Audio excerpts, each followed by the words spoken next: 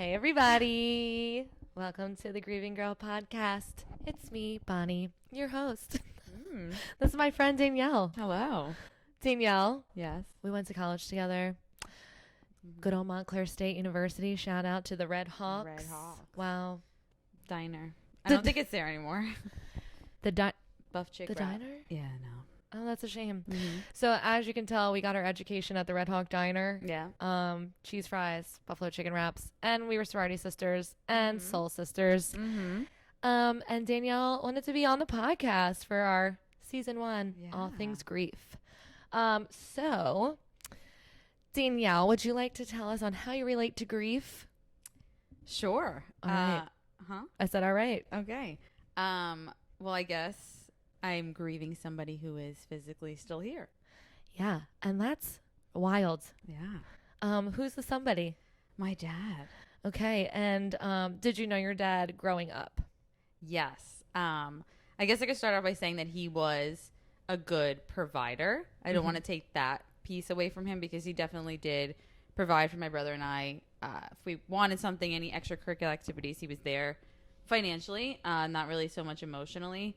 And I think just growing up, we had this difficult relationship and it just got worse as we got older. And now we're at a point where we're distant. And I know I have this question listed at the bottom, but now since we're like starting from the beginning, so you grew up with your dad. He was the provider, definitely like a pretty traditional like Italian man, yes. Yeah, like Staten Island upbringing. Yeah. If you can't tell from the accent, we're from Staten Island. We're from Brooklyn, but we grew up in Staten Island. Were you born in Brooklyn? I was. I had no idea. It's a great soul sister. Wow. Brooklyn, That's okay. huh? I learned today you were born in Philly, so we're good. I was. Yeah. Jefferson University Hospital. Yeah. Wow. It was Lutheran Medical Center in Brooklyn. Wow, look at us. Still learning new things after how many years of friendship? When did you start school? 09? 09. So what are we in, 23? All right. So we still got some time to go. Yeah. Oh, yeah. Like, I was thinking 10 years. No, Has more it been than 10 that. years? Oh, yeah. Yeah. Okay, that's 2019, Bon. Again, shout out to Montclair State University for the stellar education. Great. Okay. I think we're like 13, 14. Maybe 15. Have I been out of college for 15 years?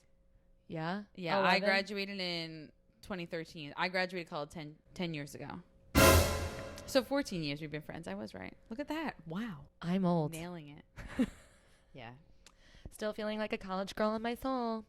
Anyway, she was born in Brooklyn. They're Yeah. Italian. Very They Italian. grew up in Staten Island. Yeah. Ralph's Italian ISIS. Yeah, good job. Rice balls. Yes. Yeah. And what's that highway? What's the big highway that like runs through Staten Island? Isn't there like a Vietnam something? Veterans War See? Expressway. Look at me. Impressed. I'm You a New did York- live there for a little bit. I had a license, New York license. Yeah. Anyway, so growing up, your dad was pretty present. Very present, moderately present. not Moderately present. Okay. He was your typical worked all day, came home, mom had dinner ready, ate dinner as a family, and then went to bed and kind of repeat. Okay. So when do you feel like there was a switch where he came from being like maybe like not the most relatable, like father-daughter relationship? Yeah. I feel like because that could be a thing for many people of like, yeah, like I just don't think my dad ever like really got me as a female. Right. When did it go from like maybe that to like nothing? I mean, I think a lot of different things played into it. I don't know. I feel like I didn't ask all the questions when my grandmother was around about how his upbringing was. But from what I understand, not that his dad had the same types of tendencies as him, but there was a little bit of similarity to it. Whereas like my grandmother wasn't allowed to drive a car or like had to ask permission to do different things. So I think he picked up on a lot of those traits, which we just related back to my whole life of being like strict Italian. Like that's what you do, right? The women don't drive. They just stay home. They cook. So for a while it seemed normal. And then I think 9/11 happened. He was in the Twin Towers. He, thankfully made it out of the building. And then I think that's when I noticed the switch happen. These headphones are sliding off my face. All right. Okay, there we go. Like fix them. Yeah. You want to fix them? No, it's okay. Okay. Is my hair sticking out? It's fine. I think that's when I noticed the switch really happen in him. And then I think it was when I was old enough to speak for myself. I think I learned that it was a female issue. He had an issue with women who were confident and didn't listen. Well, not listen, but they like didn't take shit from people. Can you curse on this podcast? We're cursing. We're sad. We're cursing. Okay.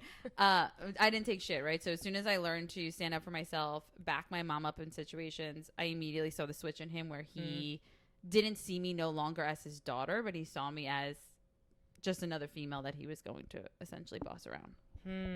That's interesting. Yeah, which was pretty, I would say it's like preteen years. Like I remember maybe like 13, 14 and being like, yeah, I don't think this is how it's supposed to be.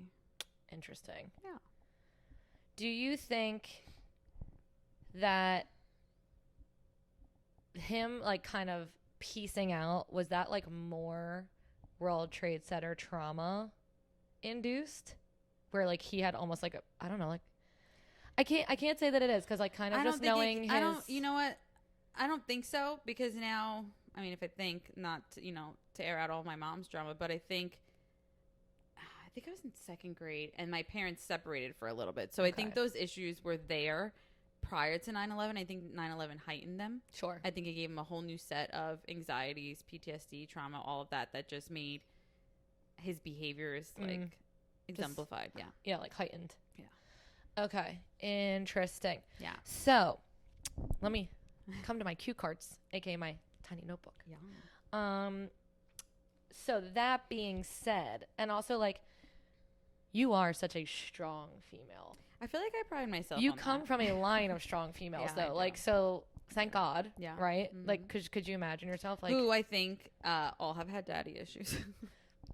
Honestly, so don't we all? Well, it's almost like when your back's put up against the wall, it's like, okay, like I need to be this strong. You've got two options. Yeah. Literally so many of my very strong, very independent female friends, I think we all have daddy issues. Yeah, I mean, I guess everybody does in some sense. Some kind of issue. There's some complex. But how do you feel your relationship with your dad now affects, let's just go like overall relationships, like not just like intimate relationships, but just like friendships. Yeah. I mean, with your mom, like, I mean, with your brother, like how does that relationship setting kind of trickle into your behavioral patterns? I don't know. I think it's very present in my everyday life. And I think that, I guess, has to do with me too. I don't think I've reached a point yet where I'm ready to fully let it go and be like, I'm getting really close to that point. But I think I'm now starting to realize and accept that, like, I do need the additional help. I need somebody to really kind of get me there and push me over for me to really separate myself from the situation. Like, I still will try to reach out, right? Like, if we don't see each other on holidays, but I'll still make it a point to text every holiday. And, like, I don't receive a response. And, like, I'll hold on to that. And I think that translates into the relationships I have today. Like, I feel like my mom gets a lot of that heat, you know what I mean? I'm really close with her. So I think all of that angst and anxiety I feel from that relationship with my dad, I sometimes take it out on her, and she recognizes that. Friendships wise, I mean, I think a lot of it too, I think I'm starting to realize that I'm developing this jealousy that happens. I think too, now as we get older and I'm starting to look at, homes and moving out, and I hear a lot of my friends saying like, oh, like, let me call my dad, like he'll come fix that. And I'm like, like, I can't. Wouldn't that be nice? And, like, it almost feels like I'm putting it back on them, which I'm starting to recognize now that I shouldn't do that. Like, when I'm having the conversation, I'm always like, well, I need to plan for, like, hiring a handyman because you have a dad you can call and I don't. And, like, that's not your fault. Right. Like, that. Isn't it so nice for you that you have this amazing dad who will come fix your toilet? Right. Like, isn't that great? But like, your feelings are valid as long as you're not projecting them onto your friends, which right? I have. But like, it's okay to be mad, right? And now I think I'm getting to a point where I'm realizing that I have done that, and I'm like, well, now I need to separate. And plus, it's just not fair, right? I mean, I push a lot of people away because of it. I think I'm afraid to commit in so many different areas of my life, not even just relationship wise. And I think it does have a lot to do with that. Okay, so yeah, I mean, it's totally valid that you're like mad, right? Like, it's okay to be angry, sad. Yeah, like, let's talk about the other side of the coin. Is like, obviously he's your dad, but like he hasn't. I would hope that he's not just like, yeah, which I think he does. I think that's probably one of the hardest things to come to a realization of, is that I think for the longest time I felt like I was unlovable. Like, something's not right. Oh, dang. I might get upset. No, okay. You're allowed to get upset. That, like, for the longest time, I was like, well, maybe it's me, right? Like, why am I not capable of somebody who brought me into this world? Like, why? Like, not to toot my own horn, but, like, I know I'm a good friend. Like, I really feel like I'm a good person. I work my ass off. I've always had a job. Like, I've never was one of those people that was, like, asking for things. And my love language is gift giving. Like, I want to be there for people. So you are a good gift giver. Thank you. So I think it took a long time for me to realize that it's not that I'm unlovable, it's that he's incapable of it. Yeah. I'm like, he literally decided, like, okay, like, me and, you know, your mom, they're divorced. Mm-hmm. And now, I'll let me take that out on my kids almost. Yeah, it was almost as if I think somewhere in his mind, he convinced himself that I was the driver for my mom to leave, right? Like, for their divorce. So I think in some ways or another, he puts a lot of the blame of the divorce on me. I think when he sees me, he sees my mom, and all those feelings come back, and I get half that blame, which I had nothing to do with it. If I did, I probably would have encouraged it a lot sooner, but I really, truly had nothing to do with it. And also, you were a kid. Right. Like, you were the child, and you still are the child in this situation. Right. So I'm like, you know, I know that you feel like you're somewhere in this thing to blame, but I'm like, but he is also the adult in the situation who chose to walk away from his kids. Right. More so you than it seems like your brother. Yeah, because, my brother tries. You know, it seems to be more focused on the female. Yeah. And maybe that's just cultural. Right. But, like, he is in the wrong.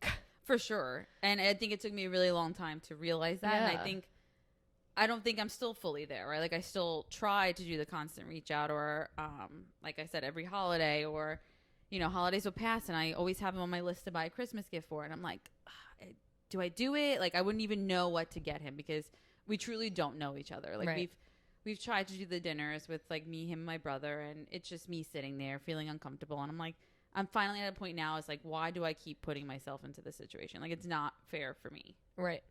And, like, I know that you guys went to dinner at this point. How long ago was that? A year? Disaster. Maybe 2 years ago. Have you tried to reach out since then? Yeah, because his mother-in-law passed away maybe, 7 months ago. And he just sent my brother and I, like, the link to the obituary. Like, no context. Like, thank God I knew who the woman was, because I'd be like, well, who is this? You're like, which I really didn't know who she was. But anyways, I was like, okay, it took a long time. I'm pretty sure we talked about it too on the phone. I'm like, do I go? Do I not go? But, like, in my gut and in my heart, I'm like, well, my gut was telling me don't go, right? Like, you don't need to put yourself in this situation. He's clearly made it very obvious that he doesn't want a relationship with you.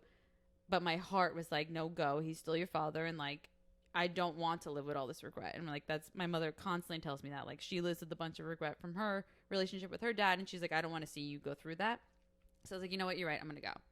Michael couldn't come because he had to work, you know, big OR surgeon. So he's busy at work. How dare you, Michael? I go by myself. So now I'm I don't know if I knew you went. Yeah. And it was like a monsoon outside. So now it's just like the sky is crying with me. A monsoon? Is that not the word? Monsoon. Monsoon. She's saying it with an M on the end. What is it? Monsoon. Oh, whatever. You knew what I meant. She's from New York. It's fine. It's raining a lot. Okay. So it's raining a lot and I have to go alone. So I go alone and, like, that was big. So I'm like, here I am showing you that, like, I want to be in your life. And, like, again, I'm walking into a room of people who have no clue who I am. And, like, you've been married to this woman now for 9 years. Like, you guys should know. They should know that you have 2 children and they don't. And I'm still putting myself in these situations. And I am finally getting to the point where I'm like, it's not fair. It's not fair to me. It's not fair to the people closest around me. And I got to figure something out. What was the interaction like when you went to that? The crazy thing is it was great. Like, because he was putting on an act, right? You're in front of all these people who know, I guess, this newer version of you. And, like, people can change. I believe in that. So maybe you are changing and that's fine. So in that moment, I truly believed. I was like, wow, this is the relationship I longed for so long. Like, he sat next to me the whole time, wouldn't leave my side, asked me what was going on in my life. Like, again, because he doesn't know where I live, doesn't know what I do for work, and it's anything just like like that. Snippets of what could be. Right. And I left there with that feeling of, like, grief. I guess so. I left there with that feeling of hope. I'm like, oh my God, like, this can happen. But the same thing happened when, like, I was looking back through text messages not too long ago, just to see, like, I'm like, okay, when did he stop answering, right? Like, when is it just my bubble? And it's been pretty recent where it's just me. There's no response. And it was when COVID was in 2020 when it first started happening, and I got COVID. Yeah. And I was reading our text message exchanges between the two of us, and I thought we reached a breaking point at that point, because when I got COVID, everybody was getting really sick, right? And nobody knew what was going to happen. So that fear of like one of us wasn't going to be here set in. And like I thought we had a really great breakthrough. I was going to say, I kind of feel like you telling me like, who I've been talking to a lot, like we my were dad. talking. He was texting me. I have the messages of saying like, I will always be there for you. I will always be supportive of you. I'm always so proud of you. And I'm like, this is what I'm longing for. And I guess once everybody realized that like we were going to make it through this COVID thing, like that went back to the old base, and that was it. Yeah. And like, I think this like last 2 minutes is literally how you grieve a person who's alive. Yeah. Of like, here's what it could be, or like what it was, or like, this is what we could have, but it's absolutely not. Yeah. And it like puts you through this, like the longing. Yeah. Right. Yeah. So it's like, there's your longing for someone who's still so much on the physical earth, where people who are not here are longing for the people. Well, that's what it is. Had. Like, there's so many. I mean, I always knew that I never looked at it as like I was grieving this relationship until like you started doing all this stuff and you went through, your experience, that I'm like, wait a second. A lot of the stuff that you talk about, I'm like, I could be triggered by the same thing, right? I feel those feelings. Yeah. Or even like walking down the card aisle. Never occurred to me until you started to talk about like when you're walking down the Hallmark aisle, and I'm like, Father's Day came and went, right? And I'm like, I have to avoid this aisle. Right. Like, I can't read these Father's Day cards because like, no, I have somebody that I can physically hand it to, but I can't. Right. And like, that's hard, right? Like, I'm longing for somebody who's right there, but like, I can't read. Like, it's like, I can't, and I don't want to, but I feel like I should want to. And then I feel conflicted that I have this like kind of hurtful thought process like towards this man, but like, it's also because it's been inflicted on you. Like, it's complicated. It's very complicated. And I think it's more common than people like chalk it up to. Yeah. And that's like why I'm making this first season like all things grief, because it's like, in the way that you're talking about your dad, like someone might talk about a friend that they used to have for a decade. Yeah. And well, they say friendship breakups are harder sometimes than real breakups. Right. Because your friends know you more than I think your parents even know you most times. Like, there's just certain stuff you don't share with your parents, then you'll share everything with a friend. Yeah. So like, that's exactly why I was like, where does this first season take us? And I was like, let's make it like everyone relates. It's just, are you looking at it from that perspective? Yeah. Of relationships. I mean, obviously there is a loss, but it's like divorce, friendship, parent, child. Like, it's so crazy. Yeah, it is. Yeah, and it's complicated, and all your feelings are very valid.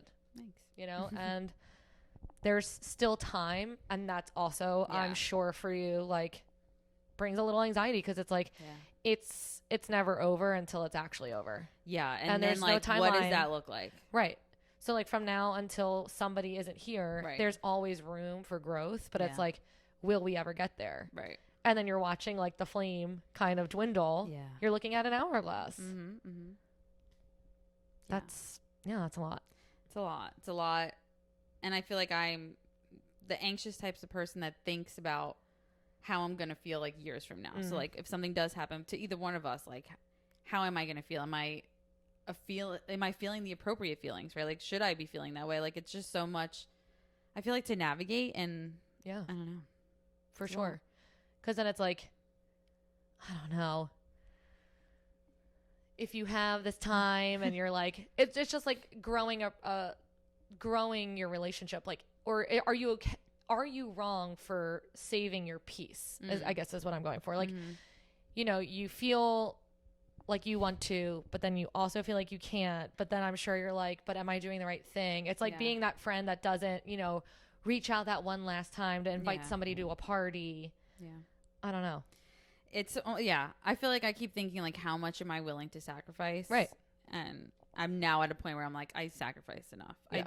I am finally getting to a point where I feel like I've tried all that I could try, and like, there's nothing else I could do differently. Like, I've shown up to all the places I need to show up. I've reached out when I needed to reach out. Like, I feel like I tried. Like, I remember the first, year or 2 years that he got married. Like, I would show up with Christmas gifts, and not only just for him, like for his wife, for his new mother-in-law, like people I've never met. But I'm like, I feel like that's the right thing to do, right? Desperately trying. Right. I'm so trying to be a part of your life and to be part of your family, and you just shut off to it. So, and I kept trying and trying, and I probably still will keep trying for a little bit longer, like if I'm being totally honest, but I'm getting closer and closer to that point where it's like, enough's enough. Like, it's not fair.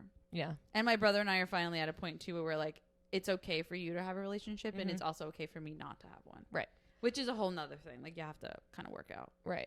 100%. Yeah. Because it's like, you just both had two totally different experiences. Yeah. And that's okay. And that is okay. Yeah. As long as everyone's respectful of everyone's decision making. Right. And there's no judgment being put on one or the other for how you navigate it. Yeah. And I think that's probably where a lot of families maybe have gone wrong, where it's like, okay, so you have the situation with your dad and say your brother can't get it, so then he's mad at you. Right. So then you don't talk to him either. And then it's like total, like, so thank God you and your brother. So the camera turned off, you guys. It's fine. It is what it is. We kind of forget where we left off. Yeah, so, we can move on. Yeah. Let's sum it up with, thank God you have a brother with a level head. Yes. Who's not putting it all on you. Yeah. Right? We can absolutely keep our tight sibling relationships with having two different parent relationships. 100p. Okay, so this is our part in our podcast where we take a brain break because this shit's heavy. Yeah, please. Thank you. So I would like to tell the story of how Danielle and I just went shopping because, you know, she's here for the weekend. We're having girls' weekend. Yeah. And I like to do this thing where I just don't shop, period, for like things that I need, period. So I've been needing mascara now for maybe, I don't know, months. Shout out to MAC though, because it holds out. You're a true MAC girl. I am a MAC girly. Yeah. If anyone's going to sponsor this podcast, it should be MAC. Did you hear it? You heard it here first, folks. MAC Cosmetics, we'll take a sponsorship. And then maybe we'll look a little more put together. Yeah.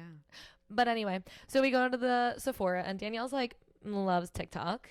I'm a TikTok influencer. You're a TikTok girly. Yeah. Mac girly, sure. TikTok girly. And she's been influenced. I think she should start a podcast or a TikTok called Easily Influenced. Yeah. It's gotten me for lots of money. That's a good handle, right? Yeah. I think almost everything that I get ordered to the house I saw on TikTok. So she's the girl that I'm like, if I'm going makeup shopping, I want to know what the kids are wearing. Which is odd because like no makeup on right now. She buys it and puts it away. Tons of I'm like for the packaging. If the packaging's nice and I get to display it, that's great. But like I will never put it on my face. She got a lazy Susan of products. Yeah. Spins it around. Half the shit is probably expired, but yeah, it's definitely there. Expired and barely used. Yeah, it's okay. Lots of money spent. Yeah. But she's got the goods. So you know what you do, it makes you happy. Yeah, I wanted to know like what foundation I should wear, what concealer, like what should I be wearing on this aging face. So she's like, this one, the Makeup by Mario concealer. And I was like, cool. No, the Makeup by Mario foundation. Oh, foundation. Yeah. Not the concealer. She wears e.l.f. I do wear e.l.f., but I like NARS. Alex Earl wears e.l.f. Yeah, e.l.f. came before TikTok. I mean, e.l.f.'s been around for years because it's cheap. But like my love for e.l.f. was before TikTok. Yeah. It definitely has heightened it. So you're the influencer. I think I put everybody on e.l.f. You're welcome. Yeah, you're welcome, Alex Earl. And you know what else you're welcoming? Your use of the white eyeliner because I did that shit in sixth grade. No, that's a trend I can't get back on. What? I kind of like it though. She rocks it. Right. Okay. You have to be a certain kind of. I don't carry myself well enough to pull off the white eyeliner. The Jersey girly. I don't know. I wore it. But anyway, so I splatted it on my hand, ready to put it on. I took too much. So then I used my hand and I just went for it. Like had a full face. Yeah. Full face of foundation. Full face of foundation. And then I was like, well, now I look crazy. So she's looking at liquid blushes. And I'm like, okay, well, which one? Yeah. She goes, a little dab, a little dab. Yeah. Couldn't specify it more. I did a little dab. It's very pigmented, rare. What is it? Rare Beauty. Yeah. The blush. Liquid blush. Liquid brush. Thank you. By Selena Gomez. I said it's very pigmented. Oh, that's who it is. Yeah. You need one, not even one dot. Goes a long way. I did one dot. No. Whole Q-tip full. Not one dot. I had to get in there. No. I had to get the sampler thing in the tube. You looked like you were standing outside freezing for a while. Yeah, because then I tried to start blending it in, and it was not blending. Good, no. I had to go on a hunt for a blush, or no, a little spongy. Yeah. Then we got it going. But then I was standing there looking like, honestly, a toy soldier. Like, yeah, a sleepy one. Yeah. If you needed something for under the eyes. Yes. So then we went for the concealer. Yeah. Okay. We put that on. I kept doing that, putting it on. It was fine. It was okay. I don't remember I wasn't really impressed. Rare Beauty again. it gets a 2.5 out of 5 stars. Yeah, I wasn't loving it. I need more coverage. It was for a young face. Yeah. You know, someone who's like, I'm a little sleepy. Yeah. Well, maybe if you use the applicator. We didn't really do it a lot. Yeah, we didn't really go for it. Yeah. And then I was like, well, then I left you. She left. I left you because I was like, I'm not sure what's happening here. I need to move on. I moved on. And I did not. We're on the checkout line, and she comes back and she's like, "Oh, I put mascara on too. Like, just finish the face." I had to. I was like, then I had a full beat and no eyelashes, and didn't even put the mascara on that you bought. No, you tried a different mascara. I went right for what I could get. I went immediately left. Bobbi Brown, good brand. Yeah. We know we love it. And I found the applicator. Put it on. Honestly, the lashes look good. Honestly, you have a full face. Can we get a close up, Adam? Bring it in. Only on Bring her. it in. Bring it in. Ding. You know what to do with that editing. You're gonna nail it. And so that's how I came to have this beautiful face of makeup on. And then we left and went to MAC. Yeah, because I didn't like any of the products. I like my MAC. That's it. It's period. Yeah, tried and true. And then they weren't going to give me my MAC Pro discount, even though I was very convincingly. Honestly, I think the best part of the whole story that you left out was that when we went to MAC, they color matched you twice. So actually, on your face right now is 3 different color foundations. Yes, NW15. That I hope we catch on the close up, because I think that's the really great part of the whole story. NW15. Yeah. NW20. Makeup by Mario. It's great. That's true. I have 3 different colors on my face. Colors. It's really a mess. Well, listen. So that's what we did this afternoon. We went shopping, got some sneakers. Yeah. What else did we get? What kind of makeup did you get at Sephora? Things I didn't need. A lip balm that I saw on TikTok. And actually, the other thing I bought was from TikTok too. That Glow Recipe watermelon thing. Don't ask me what it does. No clue. But I bought it. I bought the mini version. I could have been like... It probably moisturizes. I mean, it says to put on before you moisturize. I think it plumps you up, but... Plump it up. I like to teach people. I don't know why, and I'm not good at it. Like, Stephanie taught her all how to do her eyebrows. Bought her the eyebrow stuff for her birthday. She does them, sends pictures. She looks great. But, like, I have no fucking clue how to do eyebrows. Like, who am I to be teaching you? I have half of a white eyebrow. Maybe you're self-taught. Okay, I mean, the white eyebrow's not your fault. No. It's my dad's. No, I'm kidding. It's not. It's genetic, but not on his side, actually. Add it to the list. Which is funny. It's not from his side of genetics. But anyways. Yeah. I don't know where vitiligo comes from. My mom's side. Oh. Does she have it? Yes. Oh, wait. I remember this.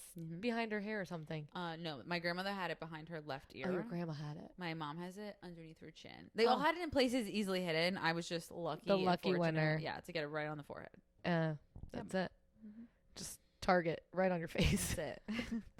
For so many things, honestly. They're like that one. Yeah. She looks like she needs more baggage, more everything. Let's just give it to her. Oh, it's not funny. But it is what it is. Yeah.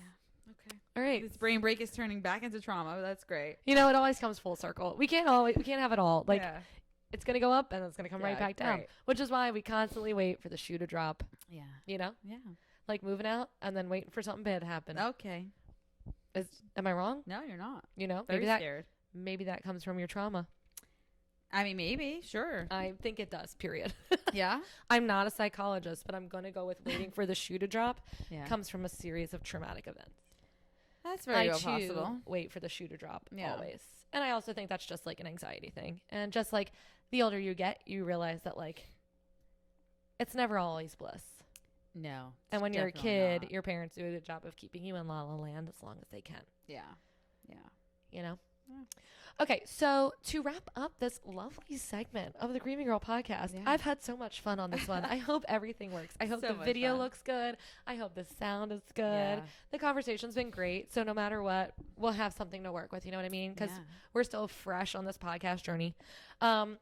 If you had a word of advice, like you were at dinner and someone was like, this is happening to me. This was my relationship with my dad. Kind of similar to yours, or you met someone who was like, I don't talk to my dad. Like, I know he's around, but like, we do not speak. And they seemed a little more lost maybe than you. Yeah. What's like a word of advice you could give? Or to anybody like just grieving a parent relationship? Yeah. Well, I don't think it'd be a word. Like, I can't think of one word. A sentiment, if you will. Okay.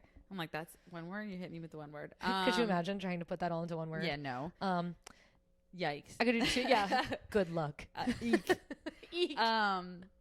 No, I think I would say multiple things. I think I would I think the biggest thing that I have learned, and I for sure have learned it from you, is that like you have to take a second to recognize other people's feelings, right? Like I think for the longest time I immediately would react of like, oh, you shouldn't feel that way, and like here's all the reasons why, instead of just like sitting in and being like, you know what, you're right, this does suck, and like let's talk about it. So I think that's the first thing I would do. I would say I recognize that this is hard, and like other people might not, because to other people it might not seem anything. Like, okay, great. Like, I mean, I read it in your grief book, right? Like, it's perfect. When something does happen, I really truly feel like people are going to, I feel like I'm going to go through obviously another type of grieving process. I'm going to have a lot of regrets, no matter if I go to therapy and work on this, and if I get to a point where I'm okay with the separated relationship, I'm still going to have a shit ton of regrets. Like, that's going to always be there. And I think a lot of people are going to come back at me and say, well, like, you didn't have a relationship, so like why you shouldn't feel this way, and here's all the reasons why you shouldn't feel this way. So I think if somebody came to me and said, hey, I have this estranged relationship, I think I would recognize that like it is valid, it is a true way to feel, and like you need to do what's best for you first. I feel like for so many years I was putting what other people thought first. Like I was projecting onto myself that like everybody else thought I should work harder at this relationship, or like it was my fault that this relationship wasn't working, and I should show up more, and I should try more, and I should pick up the phone more. And now I'm just like, no, like I shouldn't have. I should have put myself first all those times. Like if I was feeling down and was feeling anxious and was feeling unloved and not appreciated, like no, like there was no reason to feel that way. And there is no reason to feel that way. Like you have to do you first. You have to put yourself first, like no matter what. Right. So, yeah. So that's it. Yeah, that's a lot longer than a word, but you know. So you would say, girl, do you. That sucks. Yeah, it sucks. And you got to do you. Yeah. Because again, it's like it's a parent-child and like it'll never be easy. I don't think they'll ever, no matter how many years of therapy I go to, I don't I mean, and everybody's different. Right. I think for myself, there will never be, no matter how much work I do, there will never be a point where I'm like, I'm okay not having that relationship, or like, it happened, it was there, it was great, but like, it's okay. I will never be okay, right? No. I will always long for that relationship. I will always live with that regret, no matter how many years of therapy. And I'm saying this because my family is convinced that like once I do the work, I will be okay not having that relationship. And like, I will never be okay. I will always long for it. Like so I know in my head that when the day comes, or if the day ever comes that I get married, like I've already accepted the fact that like my mom will walk me down the aisle, or like I won't have a dance with my dad or whatever. And like that was also a process I had to figure out and get over, and like essentially grieve, because like whether he is in the room or he's not in the room, like that's the norm, right? That's what people do. It's traditional. Yeah. So, but like that's shit that like my dad is dead. Right. And that's the same stuff I think about. Right. So there it is. Right. The grieving girl. And that's where the period. Come in.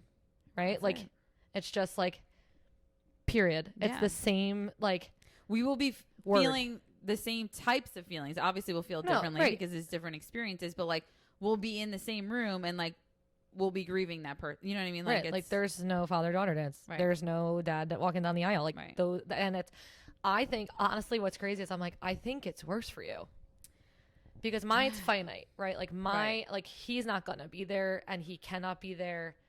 Would he have liked to be there? I assume so. I'm sure. I didn't really know the man when I think about it. I was a kid, and like you don't know. You know your parents as your parents, not as people. But I'm like, that's finite, right? And that's where there's like a thing. Like there's nothing you can do to change that. That's the hard piece. There's still so many question marks and windows and doors of like opportunity, possibly missed opportunity for you, and I think that has a lot of anxiety that comes with it. Yeah. So it definitely has its downfalls, but it has its, positive outcomes too. I really do think that a strained relationship has definitely made me the person I am today. For sure. And like, I don't think I would be, I wouldn't say confident, but like so independent as I am now without having that. Yeah. And we'll have to have Danielle on for part 2. Oh. Because that makes me go, do you think there's a thing called too independent? For sure. And how does that come from this relationship? Yeah. Wow, that's an interesting one. Right? Yeah, you got to give me a few days to sit on that. She'll have to come back because, we try to keep it to 30 to 45 minutes around here. Okay. But, yeah, y'all, that's it. Yeah. You can grieve. Thanks for my first therapy session. It's me, Bonnie, your therapist. That's terrifying. The first one. Great, thanks. Don't charge my copay. $130 in my pocket. $130 an hour for therapy is bonkers. Wild. Especially when they don't check up on you after you go to Greece for a month. Yikes. You have a very traumatized patient. She goes away to Greece and says all these things, and you don't check up. Seems a little crazy. Yeah. For a therapist. No, not worth it. Therapists are people, but y'all, follow-up emails. Yeah, try it. Yeah, try it. So anyway, well, y'all, that's it. That's on the Grieving Girl for this week. Thanks for having me. Thanks for coming. This is fun. I love talking about weird shit with my friends. Yeah. You know? It almost felt normal. Because we all have it. Like, again, it's such a relatable topic. Well, I mean, like, we talk about it constantly. Yeah. Just not on camera with the microphone and headphones. No, 100%. But it's, again, the whole point of this podcast is because we all are going through it. We'll go through it, have gone through it. Don't realize we're going through it. And no one talks about it. Yeah. And maybe we would all feel a little less nuts if we just started to talk about being nuts. Yeah. Friends and family are like a box of chocolates. We all got a little nuts. Is that the joke? I don't think that's the joke. But I don't know the joke to correct you, so I'll just let you go. What's the joke? No, it's... We're all a little... Some have nuts. Yeah, but the box of chocolates like from Forrest Gump. Life is like a box. Yeah, you're combining movie quotes with a joke. No, but there is a quote about we all have some nuts. I don't know it. I'll put it in the caption and you can follow up with the joke later. I hope it's something totally different. And on that note, let's cheers each other to our daddy issues. Yeah. Coming from different places. But put us on this couch together. Cheers. Till next time. Bye-bye. Delilah. Oh! God, I can't. Keep that in, Adam. Keep it.